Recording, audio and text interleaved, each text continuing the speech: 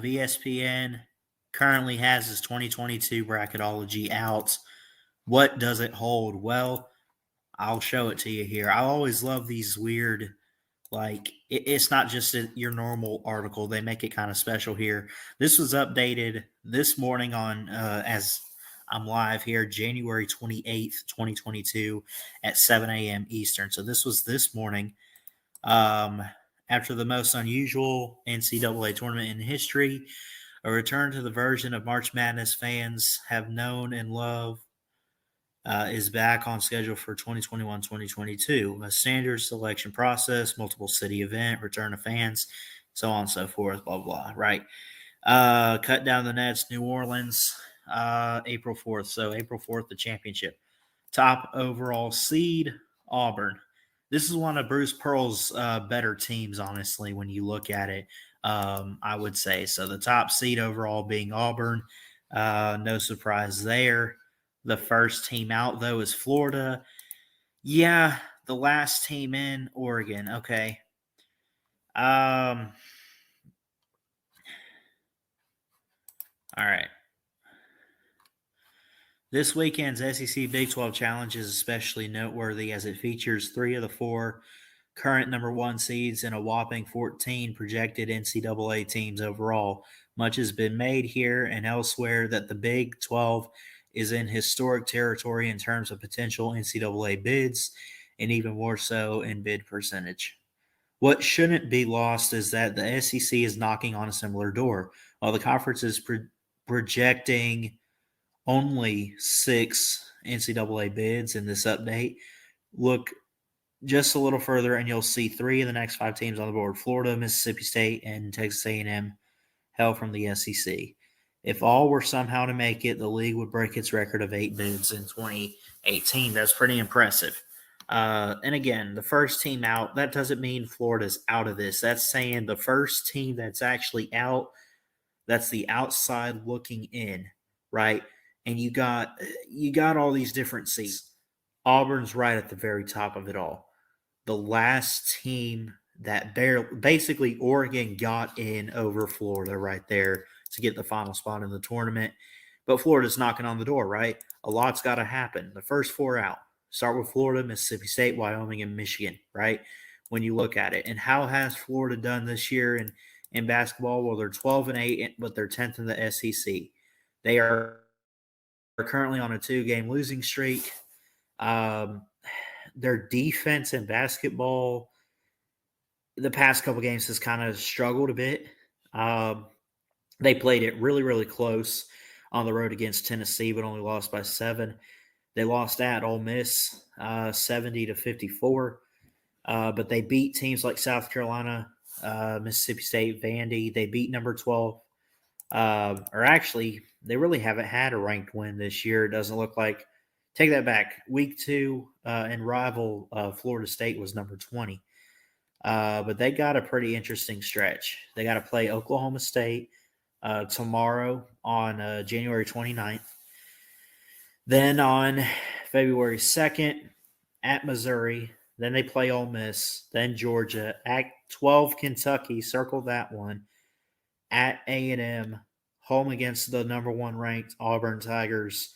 Home against Arkansas. At Georgia. At Vandy. And end it with Kentucky. So that's a hell of a stretch right there for Florida.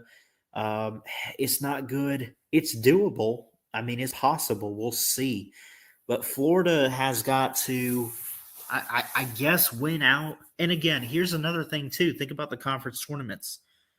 If Florida comes out of nowhere, this Cinderella team, and wins the SEC, doubt it. But hypothetically speaking, right? Let's say that happens. They're in. They are in. Florida has a chance. But I don't know if Mike White can. I guess he could, right? Mike White is in his 7th season, right, as a head coach. And he's done good, right?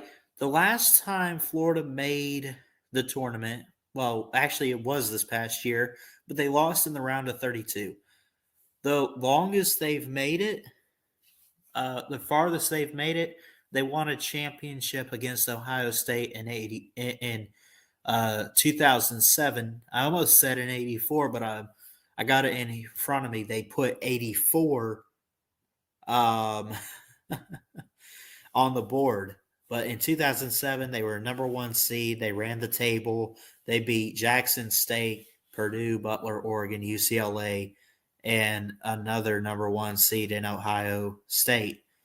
Um, they were a number 7 seed last year, and they lost to a 15 seed in Oral Roberts, right? Because of defense or not enough offense, right? Is this Florida team better? In some ways. I mean, points per game is Colin Castleton, the forward, who's scoring about 15 and a half per game. Field goal percentage, Anthony DeRugi, who's another forward. He's got 9.8 points per game. He's shooting about 58 field goal percentage on the floor. So, Deshaun Ruffin I'm sorry, I'm looking at the wrong one. That I'm looking at when they lost to Ole Miss. And I mean, Florida can win some big games, right? They can. Now they don't. They've won a couple big ones. They started out really, really good. They were on a 6-game win streak, beating teams like Ohio State, California, Elon, number 20 FSU, Troy. Then they lost big time on the road to Oklahoma.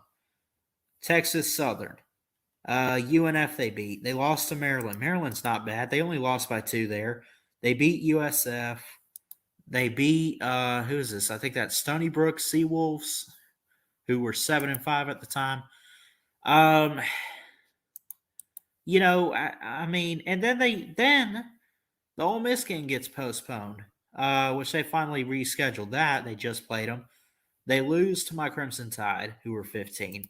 They lose to Auburn, who was number 9. They lose to LSU, who was number 12.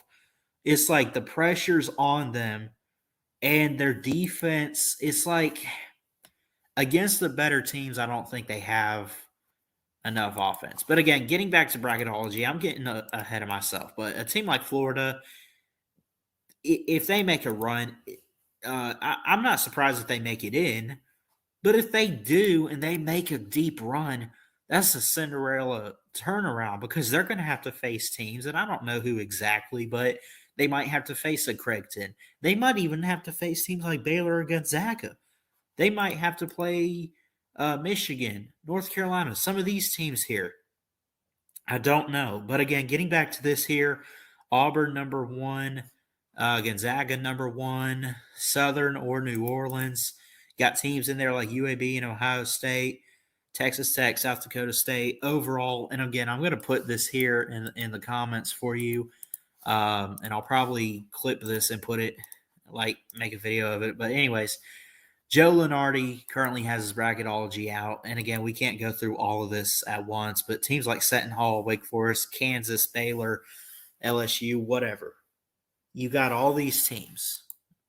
Was so great. And I know it's basketball. I know that it's kind of JSU. It's just show up. Anybody can make March Madness if you win enough games or have a good enough win percentage, or you get lucky and win your conference. I mean, you're talking about 64 teams in total? Probably a lot more than that. Isn't there like 100 something to start out? But anyways, a team like Florida, we mentioned, could be interesting. Kansas is great. Iona, Illinois, Tennessee, LSU. Conference breakdown. Big 12 has 8. Big 10 has 7. Big East has 7. SEC with 6. ACC with 5. I'm not sure. Double check with the WCC. West Coast Conference, that has teams like BYU, Loyola, Gonzaga's in there. Okay, getting back to that. they got 4 teams. Pac-12 has 4. Mountain West has 3, and so on and so forth. Overall, there's a lot left to be played. Shout out to Joe Lunardi, always putting this out every single year. I think it's amazing. I like this setup. And again, overall, I'll say that it's anybody's field. You start with what, 64 teams?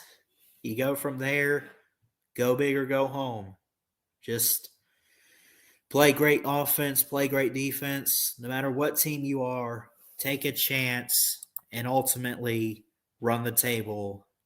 And you could be cutting the nets later on, closing out the Final Four, and potentially winning a national championship.